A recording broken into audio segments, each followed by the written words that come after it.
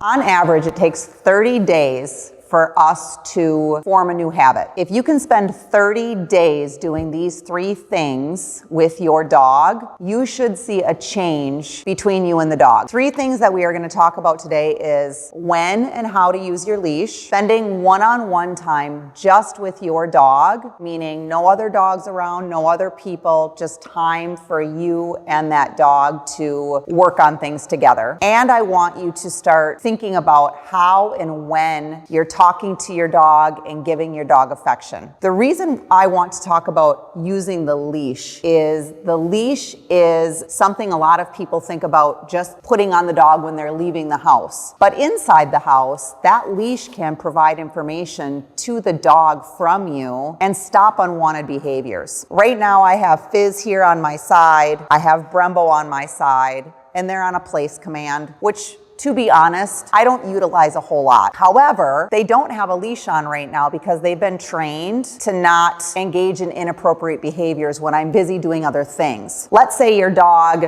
goes crazy when the doorbell rings, or a delivery shows up, or counter surfs, or digs in the garbage, or you might be experiencing potty training problems. If you keep that leash on your dog inside the house with you, you can stop those unwanted behaviors because your dog is in closer proximity to you and unable to engage with those things. So that leash being on your dog, if Fizz was not trained, it's a simple little change. He's still on his place. He's still on his cot, but now I know if my dog's in an earlier stage of training or having an unwanted behavior, he can only go 6 feet away from me. He can't go that far. I'm just limiting the outcome because this leash acts like my steering wheel, and it's like a brake pedal or a gas pedal in a car. I can move him, I can stop him, I can restrict him, and I can provide information to him so he's not engaging in unwanted behaviors. Think about using your leash for 30 days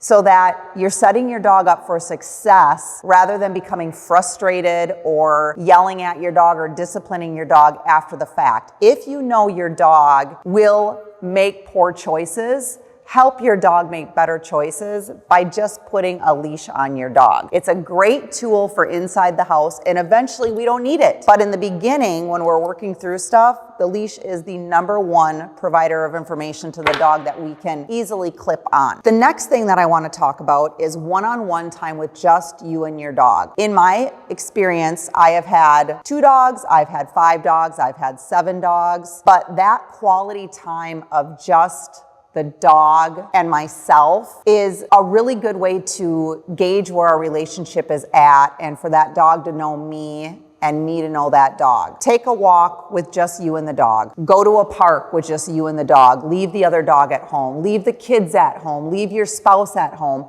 And just have that time with your dog. When you have that opportunity to reflect in those moments, you can start to see, is the dog really that into you, right? Instead of me shooing away maybe the other dog or the untrained dog or them engaging together, we're building that bond and that relationship with each other just one-on-one. I can expand on that, but for now, for 30 days, I don't care if it's for 10 minutes, it could be for a half an hour if it's a nice day out, but just take some time in the backyard even with just you and your dog. Nothing else, just you and your dog. And reflect for 30 days. What does that look like? The last one is affection and talking. I talk to myself a lot, and we really like to talk to our dogs, and we like to pet our dogs, right? Our hands like to go on those dogs. But ask yourself for the next month, when am I petting my dog? When am I talking to my dog? And what result is it producing? I'll give you an example. Back to the leash and the door manners. The dog is not good at the door, you want to fix that. But when the dog is running to the door, you're then yelling at the dog, trying to console the dog.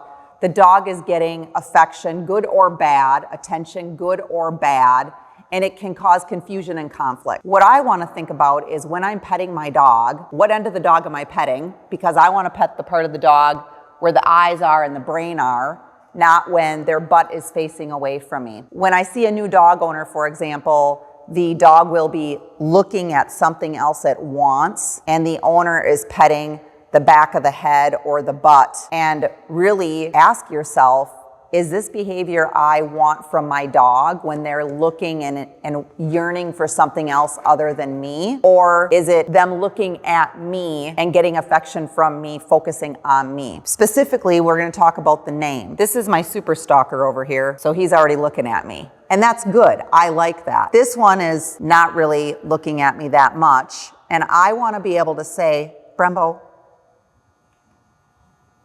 he didn't look at me. Right? Fine. Fizz, he's already looking at me, and if you're gonna produce affection, petting, or praise, make sure it's for the right thing. So I'll give him a cookie for that. We'll try again. Brembo.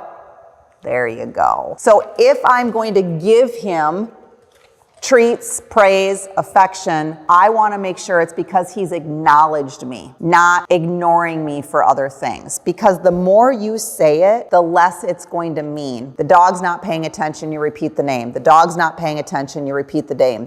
The dog is not sitting, you repeat the sit again and again and again and again, and it just waters out the meaning for the dog. So I really want you to think about when you're providing anything that the dog finds pleasant, what are they doing to get that thing from you? And it's a simple thing to monitor over the course of 4 weeks and start to really think about it. Make a conscious effort on that interaction between you and the dog. So again, 3 things. Just 3 simple things you can do. Use your leash to control outcomes. Spend one-on-one time, just you and the dog with no outside influences to work on your relationship. And think about the affection, the talking, the treating, and what do you want those things to produce between you and the dog. I have more, but we're gonna keep it simple. We're gonna keep it to 3 today, all right? So like this video, subscribe, and we've got more where that came from.